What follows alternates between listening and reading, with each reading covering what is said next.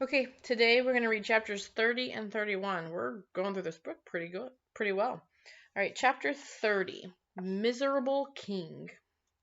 2 days later, a lady named Miss Kelser pulls me out of class early in the day to give me some tests.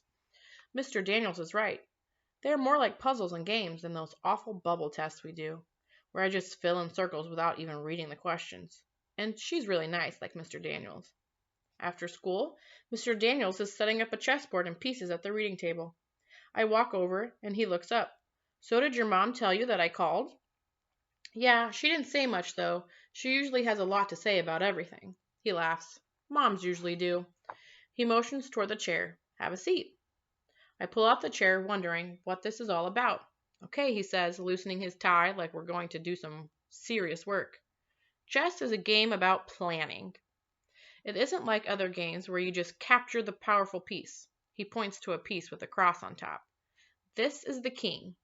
The object of the game is to trap your opponent's king, but not actually capture it. When you put your piece in place where it could take the other king, it's called check. When you give the other king absolutely nowhere to go, it's called checkmate. And that's how you win." Normally, I would be nervous and my mind would go blank. But he just has this relaxing way with his voice. It calms me. Maybe because I know he will never say anything mean. He won't call me lazy or dumb, and I know he wouldn't think it either. "Got that so far?" he asks, and I nod. "So then, are you going to capture my king?" I hesitate. Did I mess up already? Didn't you say that you don't capture it, that you just make it miserable? He laughs. "Yes, I did say that. Good, Allie. Good listening." So he goes through the rest of the pieces. The queen is the most powerful and can travel in a straight line in any direction. There are 8 pawns that when you band them together, can be strong. Most players take them for granted, though. He tells me that that's a mistake. The rook looks like a castle and can travel forward, backward, and side to side. The bishop travels diagonally in straight lines, and the knights can jump in an L. The king can only move one spot in any direction. It stinks to be the one with the target on your back, and be the one who can't go anywhere. He has made up a sheet with the pictures and pieces and arrows. He says it's in case I need a reminder. I turn it over, looking him square in the eye, and I say, "I don't need it." He smiles, a little, but he never takes his eyes off at me as he reaches down and he moves one of his pawns. And he says, "Good then, let's play." When I start to make some dumb moves, he asks, "Are you sure you want to do that?" The first game ends fast, but on the second game, I captured his queen, the most powerful piece on the board. I stand up so fast my knees push my chair back and it falls over. I want to ask if he let me do that, but I'm afraid of his answer. He holds up his hands to high-five me. "Well done, Allie." It was so weird. I don't have trouble with this game. I like it. I like planning. What will I do to trap his pieces? He shows me how you can work it so you put your piece in a place where it can choose between taking 2 different pieces. Then your opponent has to choose which one to let go. That's called a fork. I love the look on his face when I manage one of those and takes his bishop. Like it hurts a little, but he likes it too. The longer we play, the better I can see it in my head. I can see what the board will look like a couple of moves from now. I learn to predict what he might do. I see a mind movie where chess pieces come to life. They can travel around on the board all day by themselves, and they are happy, and they don't have to just stand there and wait for somebody to pick them up and move them. I know how relieved they are being able to do something for themselves. Okay, so that was chapter 30. So I don't know how many of you play chess. I'm learning to play chess. It's not an easy game. Again, I'm more of a reader than I am a planner like that to think of moves ahead. So Allie's good at this, though. She likes the planning. She likes to think of the next steps. But why is she good at chess and not good at reading? What do you think about that? So write down your answers to that. Give me some opinions, what you think.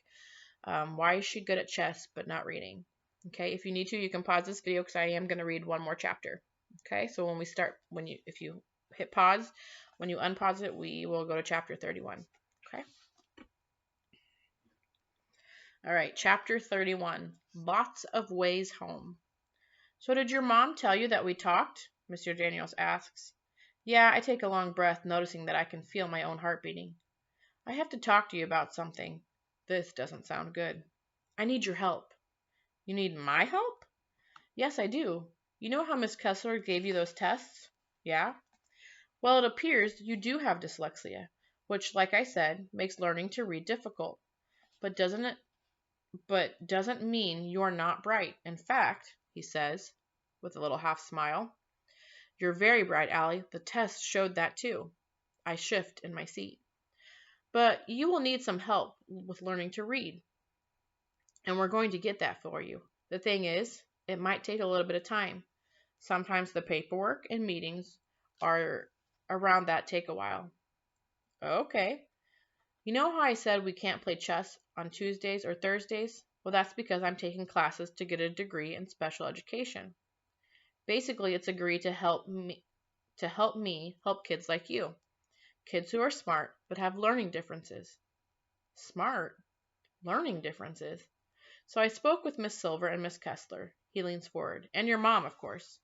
And we were thinking that I could help you after school a couple times a week until we can get you into formal services here at school. I open my mouth, but he holds up his hands. I know. Staying after school will mean you will be in torture. But it would really help me with my projects I have going on for my degree. You'd be doing me a huge favor, and I'd be so grateful, Allie. He leans forward. So? I swallow really hard. I'm not dumb. I know I'm not doing him a favor as much as he's doing me one, and I can't believe or imagine what I've done to deserve help like this. Stay after school? I'd sleep at school if it would help. And I nod. We shake on it. He looks kind of dopey and happy. I shift in my seat again. But can I ask a question? Sure. What are learning differences? Oh, okay. He thinks for a minute. When you ride your bike home, is there more than one way to go? Yeah, I thought so, he says. Well, just like there are different ways for you to get home, Allie, there are different ways for information to reach your brain. You have 5 senses, right? Taste, smell, sight, hearing, and touch. I nod. So, what if an alien landed in a spaceship, and you had to explain what the word frozen means without using the sense of touch? What if you had to just use words? I think that would be hard, don't you? Yeah, it would be. I think you've had some trouble learning words with just your eyes. We are going to incorporate more of your senses to practice letters and sounds, and I want you to relax about it because it'll be fun. I won't give you homework on this, no tests to study, or anything like that, okay? I nod. Have you liked playing chess? I nod, hoping we can play today. You know, I had a feeling you would be good at it. I think your mind learns in pictures, and it helps you be a really good chess player. We've played several times now, and you have learned it fast and improved a lot without much time. Also, thinking of pictures. He leans forward. It's one of the reasons you're such a good artist. Okay, I say, thinking this all sounds good so far. The only thing that worries me is that it won't work. I still won't be able to read. Good, then, he says. We're going to practice writing letters, but we won't use paper and pencil. Then he pulls out a huge metal sheet and hands me a bottle of shaving cream. We're going to use this, and by writing in shaving cream, you'll use sight and touch, and write large enough to use your whole arm, just more ways for the signals to get delivered to your amazing brain. I smile. Now, fill that giant sheet with foam, and let's get started.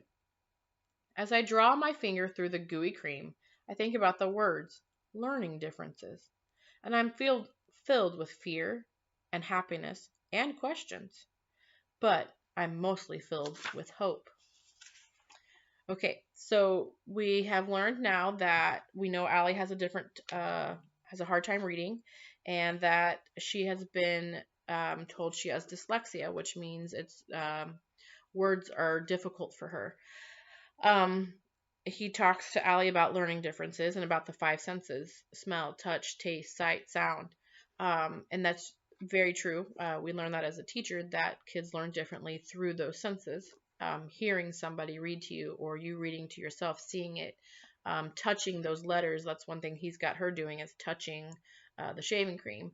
Pictures. We know that Allie has her mind movies, she calls them. So she sees a lot of things in pictures, and that's one thing that's really good for her, one way for her to learn. So that's her learning difference, is she's got dyslexia, but she's really good with seeing things, those pictures. But at the end, she says that she's full of fear, she's happy, she has questions, and she has hope. So my question to you is, how can somebody feel all of those different things? So write your opinion down. Do you think it's possible to feel all those different things? Have you ever felt all of those things? So answer those and then send that to Miss Whitener or myself. Bye.